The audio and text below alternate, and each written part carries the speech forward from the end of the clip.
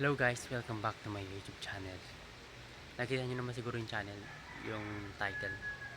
So, paano nga ba magustuhan na babae kahit hindi ka pogi? Una is, magpapakatawa ka sa sarili mo. Kailangan mo yan para sa confidence mo. Number 2 is, kailangan mo siyang kausapin na marunong ka makinig sa kanya. At saka hindi ka dapat nahihiya.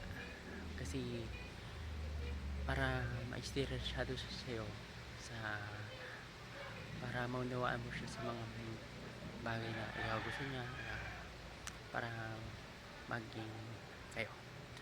Number 3 is kailangan maging mabait. Kailangan maging mabait. Siyempre, tayo naman, inis tayo mga lalaki, kailangan tayo dapat maging mabait sa mga babae.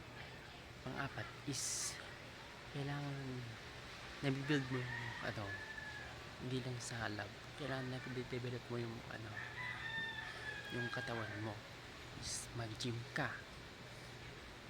Kailangan mo yun para lumakas ang katawan mo, kasi kapag nag-break up kayo is hindi ka na masasaktan.